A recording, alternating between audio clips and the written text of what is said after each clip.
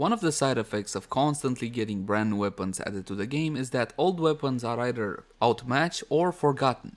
Today we're gonna visit one such forgotten weapon in the form of the Glaxion Vandal. Hey guys, welcome back. As always, my name is Leyzar, and today we're gonna be rediving deeper into this absolutely outstanding primary weapon. We're gonna check out a affordable build, a new player build, but then we're gonna amp everything up with a quote-unquote endgame setup. We're gonna go to Steel Path, we're gonna add Warframe buffs, essentially we're gonna do the works. That said though, please bear in mind that my builds and guides usually take a more new player friendly tone. I like to take my time and explain whatever I feel is necessary for newer Tenno coming into the game. So in case you're a veteran and you already know most of this stuff, you can either skip ahead or have a bit of patience.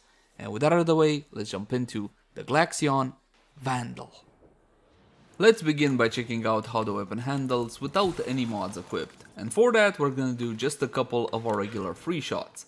The Glaxion Vandal is a primary beam weapon, and being a beam weapon we have several advantages. First of all, when it comes to usability, this one is super solid. You got a limited range of 28 meters, that is absolutely huge.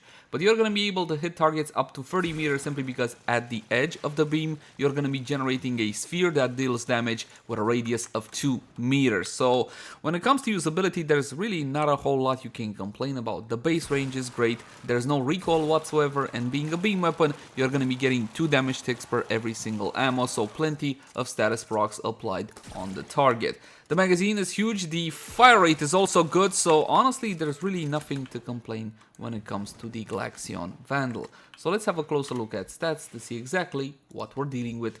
Mod capacity is gonna be 60 out of 60. If you just got your Glaxion Vandal from BattleKit or you bought it off the trade chat, it's gonna come with 30 out of 30. What you need to do is jump into actions and install the Auto King Catalyst to double that mod capacity. This is a necessary step to maxing out any weapon basically in Warframe. Now, if you buy them with plat, some come with an Auto King Catalyst pre-installed. One of the issues with the Glaxion Vandal is the fact that this one is a Forma heavy weapon, as it does not come with any Forma whatsoever. Now you're not gonna have to Forma 10 times like I have Forma 10 times. This will depend largely on what kind of mods you have available. Do you have all the Prime mods, the Galvanized mods, do you even have a Riven, stuff like that. So normally for a average build I would say 5 Forma would be good enough, and you gotta plug in mostly V symbols, that's gonna be Madurai symbols. Definitely unlock the weapon XL slot because as of a few months ago, Digital Extremes is allowing us to put Sinister Reach in this slot, increasing the range from 28 to 30 plus 2. 28 plus 12, that's going to be 40 plus 2, 42 meters total, which is absolutely fantastic. Now, of course, you have other options here. You can go with Vigilante Supplies if you want to make a super high fire rate build and you don't want to have any ammo concerns. When it comes to the Arcane slot, this one is pretty clear cut and dry. Dexterity, if you're going to be using it in tandem with your melee, or Merciless, as long as your targets are going to be dying under the effects of procs, which will not trigger Deadhead. Deadhead is not ideal for the Glaxion Vandal unless you're going for a full damage build, something like full corrosive and cold, which I wouldn't really recommend on this weapon. Accuracy is going to be 100, the fire rate is 12, again solid magazine of 100, which is great. Of course, we're going to be increasing that fire rate to match the magazine. Noise alarming reload of 1.8 seconds, it's good. Considering it's 100 magazine, it's absolutely fantastic. Less than 2-second reload. A very high Riven disposition as well, as most players do not play with this weapon. Trigger is held and the damage is going to be cold damage. Now, cold damage is good because all we're going to need is a little bit of toxin to make viral and then introduce hunter munitions into the equation. Therefore we got viral and slash. Now if you want to go beyond this and make multiple elemental combinations, it's gonna be a bit on the tricky side. You always gotta think of that cold like a last mod somewhere around here when it comes to the elemental combinations, which are always 2x2 from top left to bottom right. Critical chance is not fantastic at 14%, but is what I like to call on the edge of worth it. Yes, it's definitely still worth building critical chance and critical damage on the Glaxion Vandal, and the status chance is very high at 38%. Now let's have a look at a standard build, something that caters more to newer players or more casual players of Warframe. We got damage with Serration, multi-shot with split chamber, critical chance and critical damage through critical delay and vital sense. Now, is it worth using critical delay instead of the regular point strike? It's really up to you, because basically between these two you're getting 7% more crit from delay, but you are losing a bit of fire rate, about 2 fire rate. Now our fire rate did go up from 12 to 22.8 simply because of vial acceleration, and it goes down to 20.4 because of critical delay. Considering we are using hunter munitions to get the vast majority of our damage on the build, I would still say go critical delay because you get more slashes. We also got Malignant Force on the weapon, and it's gonna be making vital damage with a default cold, like I explained earlier. You don't really need to go even more into status than this, but a good option mod would be, believe it or not, Hammer Shot. Hammer Shot used to be a meme mod, it's not so anymore. 60% critical damage and 80% status chance. The thing is, we don't really need the status chance. The status chance in this case is only usable for the vital, and you're going to be getting yourself capped out at 10 vital application rather quickly. Hammer Shot is not necessarily ideal. Here's a cheap option that always works very well on 99% of builds: Vigilante Armaments. It's only 60% multi-shot, but it's definitely gonna make an impact on the weapon, and it's a mod that I highly recommend. If not, let's force the slash. Let's try to get a little bit more slash, and to get a bit more slash, we're gonna need more critical chance, and you can go with the regular Argon scope. Now this one is easily farmed nowadays. You gotta go down to Deimos and get yourself some bounties done, and you're gonna be getting the Argon scope. We're gonna be testing the weapon out like this. I'm not gonna be using anything on my Nova, so it doesn't skew the test results. This is basically just a weapon on its own 2 feet, as I like to say, and then we're going to be introducing weapon buffs later on. Level 120 Corrupted Heavy Goons. Take a look at that. Let's emphasize the point of the status chance and 10 vital procs. You see, you don't need more status chance than that. That is plenty. What you could need is a bit more critical chance for those for the slashes that basically do most of the damage. And as you can see, as the usability of the weapon is absolutely top-notch, you can burn through enemies like a hot knife through butter. I'm stopping the trigger just so you can see the slashes and the procs on the target, but obviously you don't really need to do that. In most missions, I'm assuming you're gonna be firing your gun until they die. So again, cheap mods, cheap average everyday mods that do not cost a whole lot of plat, and they are not hard to farm. Now, if you don't have all the endo right now, just leave a couple of marks from the top on Serration. It's not really all that bad, and it's not going to affect the performance of the weapon all that bad. But a build like this will be doing fine up until level 200-ish, let's say, if you want to go into endurance runs and spend a whole lot of time. And that concludes the casual build. Let's go into something a bit more, well, meaner. Let's say you have all the mods, you have resources, and you can basically kit out the weapon. First of all, you're going to be dropping your flat damage mod in favor of a faction mod. Yes, I am not a fan of these faction mods simply because of the usability issues they imply. Unfortunately, the developer seems to be cool with them as they are, and it needs to be said, since this is a different multiplier, they can bring a whole lot of power on the build. It's still yucky to me. Yes, quote unquote yucky. You can drop this one and go with some fire rate, maybe shred, maybe prime cryo rounds, maybe whatever else if you do not like faction mods like I dislike faction mods. Galvanized chamber instead of the normal version. We also got galvanized aptitude on the weapon. Does galvanized aptitude currently function with the Glaxion Vandal? Yes, and it does function with most beam weapons. Unfortunately, there are still a lot of issues surrounding galvanized aptitude and galvanized shot and galvanized savvy, the shotgun version. The developer, I'm assuming, has better things to do or bigger fish to fry, so they're still a bit wonky. In the case of the Glax, it works fine.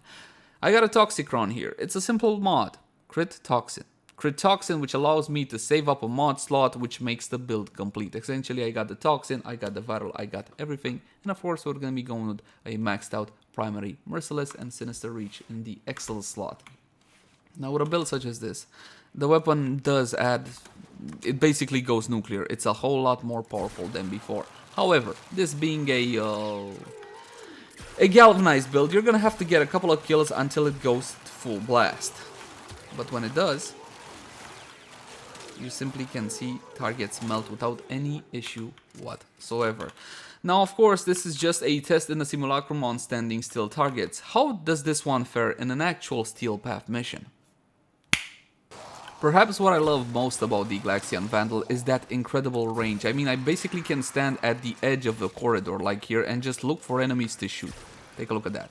I got one corpus over there absolutely melted from miles and miles away. The power of the weapon cannot be denied. I mean, in the sense of power, this is more than enough for basically any content that Warframe can throw at you. Essentially melt enemies, and that is hella satisfying.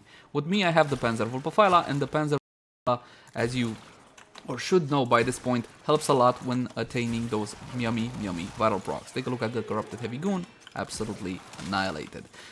As the reload is super quick, you don't really suffer from downtime either, and when it comes to ammo issues, I never really had any ammo issues per se, but if you do, you can always drop a pad, I'm assuming, or if not, you can give up on the Panzerwurfpfeiler and just go with Carrier.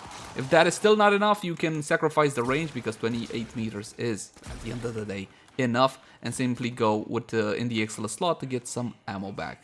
And I do believe that's pretty much it. Again, when it comes to performance, there's really not anything I can say bad about the weapon. You can take it essentially anywhere.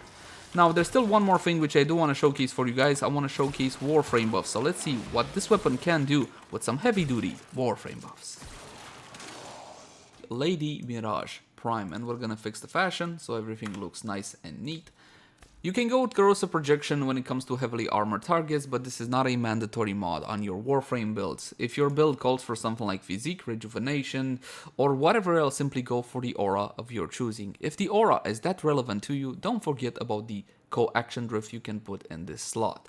Arcanes, however, are a lot more important. Let's go with Arcane Avenger. This will give us even more critical chance, and we do need some extra critical chance, 45% extra. Keep in mind that this is a bonus additive after. It simply stacks on top of what you already have on your weapon. Now, as for our second arcane, we can go with some flat damage, but what we can also go for is a little bit of fire rate. Now, it's up to you, really. We can go with velocity. Now, this one, on critical hits, fire rate the pistol, so it's not really going to do us much good. We're going to go with acceleration. This one is farmed from the second Eidolon Dionysius. It's on a critical hit, it's 90%, it's fantastic.